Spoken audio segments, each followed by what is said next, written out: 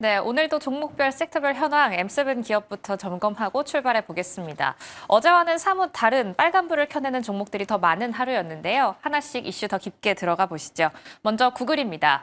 구글 측에서는 이런 언급이 나왔습니다. AI 안경이 장기적으로 스마트폰을 대체할 것이다라는 이야기가 나왔는데요. AI 글래스, 웨어러블 AI에 대한 발전 어디까지 될지 저희와 함께 팔로우업 해보시면 좋을 것 같고요. 두 번째로는 테슬라입니다. 웰스파고 측에서 이런 언급이 나왔습니다. 테슬라와 비아디가 올해 메모리 칩에 대한 부족에 직면할 것이다라는 이야기가 나왔는데 앞서 이 시간에 애플에 대한 메모리 칩 관련 이야기 계속 전해드리고 있죠. 메모리 칩의 가격이 상승할수록 애플 같은 경우 마진 압박이 점점 더 두드러지고 있다라는 소식 연이어서 전해드린 적이 있습니다. 테슬라도 이 부분에 대한 우려 불거지고 있으니까요. 함께 확인해 보시면 좋을 것 같습니다. 애플 같은 경우에도 아이폰 17에 대한 호조 전망에도 지금 현재 밸류가 좀 고평가되어 있다라는 점과 함께 메모리 칩 관련해서 마진 압박이 계속되고 있다라는 우려감 지속되고 있고요. 마지막으로는 엔비디아입니다. 엔비디아는 오늘 3%대 상승하면서 증시를 이끌었습니다. 젠스당 CEO의 언급이 있었죠. AI 열풍이 역사상 최대 규모의 인프라 구축을 촉발하고 있다라는 언급 나왔다라는 점도 함께 체크하겠습니다. 그럼 다음 장 히트맵 통해서 전체적인 증시 분위기도 체크해 보시죠. 앞서 실적 발표를 내놓았던 넷플릭스 같은 경우 오늘 개장 전반적으로 좀 부진했습니다. 개장 직후부터 7%대 급락하는 모습을 보였는데 역시나 마진 압박에 대한 우려감이 불거졌고요. 하나씩 기업별 이슈 더 깊게 들어가 보겠습니다. 먼저 인텔입니다. 인텔은 앞서 전해드린 넷플릭스와는 반대로 오늘 2022년 이후 최고가를 갈아치우면서 11%대 상승했습니다. 오늘 마지막 실적 발표 일정을 앞두고 있죠. 이 실적 발표를 앞두고 연이어서 TP가 상향 조정되고 있는데요. 월가 측에서는 AI 서버용 칩에 대한 수요가 폭증하고 있기 때문에 특히나 키뱅크 측에서 인텔의 올해 CPU에 대한 주문이 완판됐다라고 이야기하면서 목표 주가 $60까지 올려잡고 있다는 점 체크하겠습니다. 기술주 안에서 AMD도 오늘 주가 폭등하는 모습을 보였습니다. 9%대 상승하는 모습 확인할 수가 있었는데요. 엑센튜어의 CFO를 지낸 인물을 선임 이사로 섭외하겠다라는 이야기가 나왔습니다. 번스타인 측에서도 목표주가 상향 리포트 연이어 내놓으면서 인텔도 오늘 폭등하는 모습 보였다라는 점 체크하겠습니다. 다음으로는 오클로입니다. 오클로 같은 경우에는 메타와 단기적인 계약 소식이 나왔죠.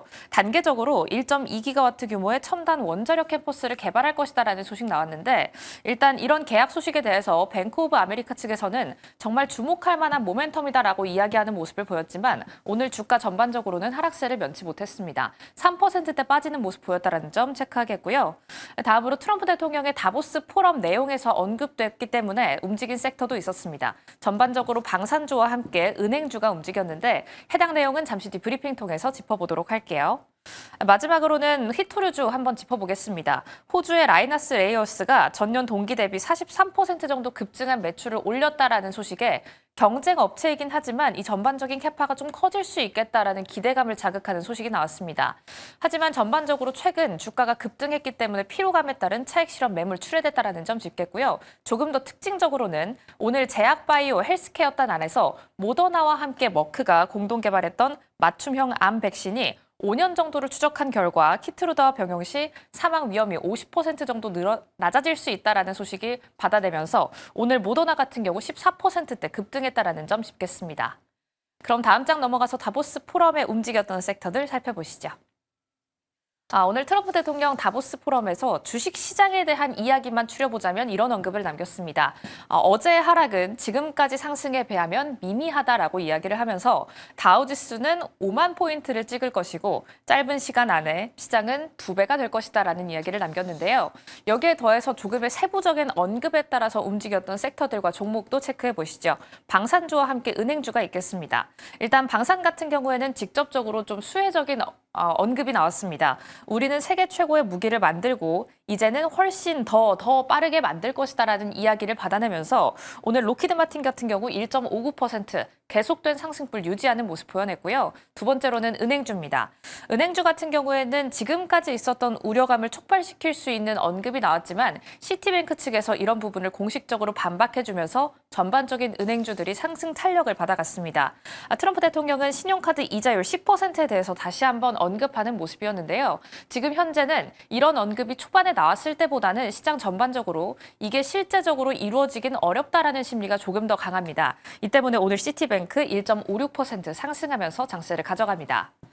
이렇게 다보스 포럼에서 나왔던 주식 시장에 대한 언급 정리해봤는데요. 하지만 가장 키포인트는 그린란드에 대한 언급이었겠죠. 여기에 더한 관세에 대한 언급이었을 겁니다. 이런 상승 탄력을 받아내면서 오늘 기술주는 전반적으로 반등 시도하는 모습을 보여줬습니다. 이런 가운데 중심은 어떻게 잡고 투자는 과연 어떻게 해봐야 할까요? 고민 바로 타파하러 가시죠.